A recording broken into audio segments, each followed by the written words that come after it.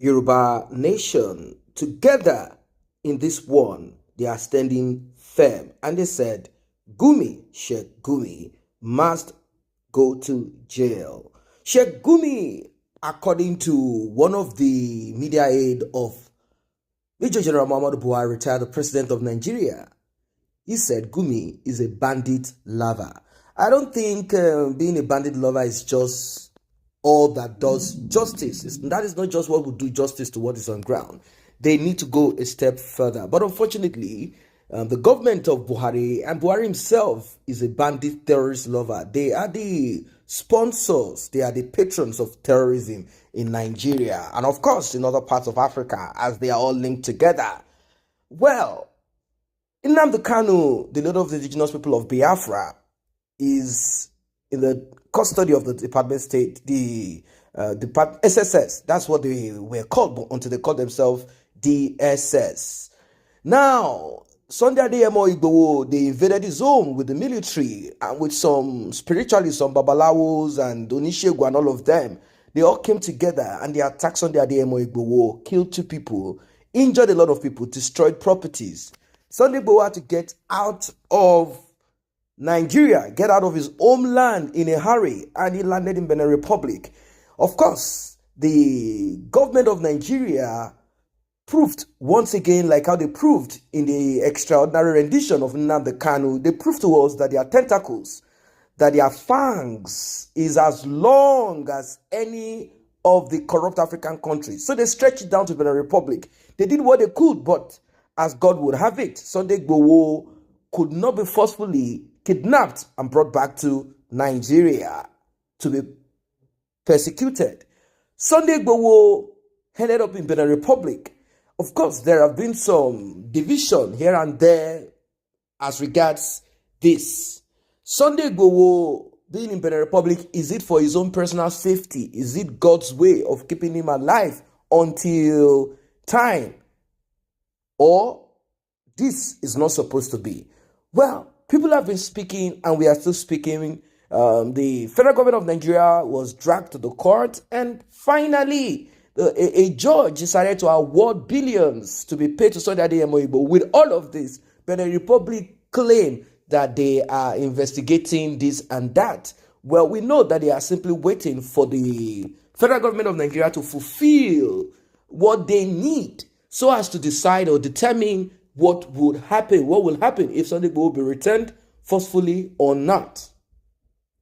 But Shiek Gumi goes right, left, and center.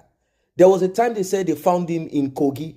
There was a time he came to Igboho, a town somewhere in the southwest of Nigeria, where he stopped quickly in front of a school, Islamic school, and he started talking about how Nigeria should remain as one and how nobody can break Nigeria apart and all of that. He quickly did a short clip and he escaped out of that place. What we are seeing is not something that is new. It's just this time around, it is more bold. We are seeing it played out on social media, on TV, on national media, and no one, no DSS, no police, nobody has called on Gumi to interrogate him so that he can give the federal government of Nigeria, if truly they are ready to fight terrorism, banditry, and all of this evil, he would have given them information, he would have given them detailed information so as to be able to capture and put to an end this terrorism and banditry. But unfortunately, that is not happening. They are moving right, left, and center, doing whatever it is. In fact, they are giving money. And recently, Gumi is even saying that the millions that is being given to these bandits is not enough. That bandits need land. They need houses in estates. They need automobiles, maybe sports car. And they need monthly income for them to stop terrorism. He gave several excuses and he said these bandits, they don't know anything, this and that, as if everybody in Nigeria knows everything. We are wondering what Gumi is actually saying. Well, for those who do not know Gumi, let's go to a little bit background of Gumi. Shiek Gumi is served in the Nigerian army. So this is to let you know what kind of man he is. Is he an ignorant person, someone who does not know nothing? Well, Ahmad Abubakar Gumi, he calls himself an Islamic cleric, and I believe is that type of fanatic, terrorist, cleric, Islamic cleric. He said he's a scholar, and like I said, he's a former military officer with the rank of captain in the Nigerian Defense Academy. He said he is the President Mufti and Mufassar at the Kaduna Central Mosque, Sultan Bello. He's 61 years old. And one will wonder, what kind of person is this? What does it stand for? How come Gumi is a lover of terrorism and nothing more? How come? How come? This same Gumi, he claimed that he is a well-learned person. He knows this and that. He was challenging one of the people who told him that all you are interested in is how to destroy using this your Islamic terrorist and all of that. And he said that he is not that kind of person. Well, on Friday, June 25th, 2021, the Department of Security Service, DSS, according to OA, invited Ahmad Gumi for interrogation due to how he relates with the bandits across Nigeria for peacemaking. But we know that that is a joke. He was not invited to bring an end to terrorism. He actually wanted them to invite him so that they can have a talk. We need more money. And since that money that we all saw given to these terrorists, it's like that money to them is not enough.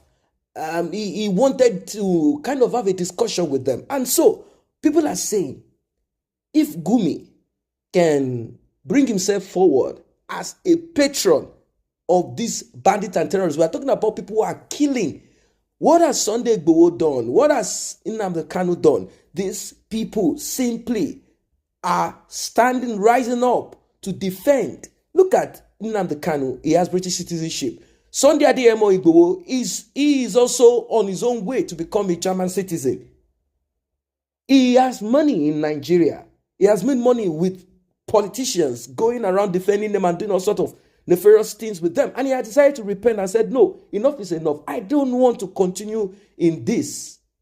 What has he done? He said, enough is enough. How can we continue in sin and say grace will abound? He said, God forbid, we cannot allow this anymore. He went after few of these terrorists who are living in the southwest of Nigeria, who even speak the native language of that particular part that they live in.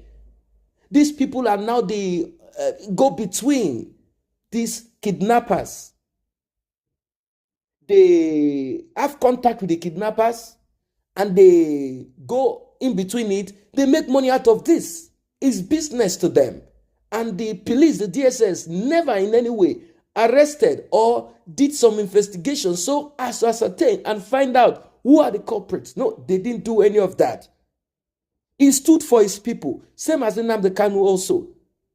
He did the same thing. These are the people that Buhari, this regime, this government, these are the people that they see as enemy of that contraption called Nigeria, enemy of Buhari. But the terrorists, the bandits, who we all see with AK-47 rifles and terrible weapons of mass destruction, even Gumi said it. He said these guys are about to buy RPGs. We are talking about missiles that they can fire to bring down aircraft. Those are not your ordinary armed robbers. These ones are terrorists. He said all of this. Until date, nothing has happened. So the Yoruba people, the Yoruba nation, and I believe that Biafrans, Igbos are saying the same thing. Abubakar Gumi, the so-called Islamic cleric, so-called scholar, so-called former military officer, so-called Mufti, Mufassar of one mosque in Kaduna or wherever it is, they are saying that he must be dragged to jail. He must be arrested. He must be treated like the rest of the terrorists that we know that he has been associating himself with. It's as simple as that. No one wants to back down anymore. We have to deal with all of this as quick as possible. So I don't know what your thoughts are as regards this one. the father of this Gumi himself. That's to let you know that to be educated does not necessarily take away that terrorist, gene inside. The father of Gumi, Abubakar Mahmoud Gumi, is also an Islamic scholar, Grand Qadi of the northern region of Nigeria, a position which made him a central authority in the interpretation of the Sharia legal system. So this guy, these people grew up in this Quran and all of these things. And to them, terrorism works hand in hand, is pari passu. What are your thoughts? Let's meet at the comment section below.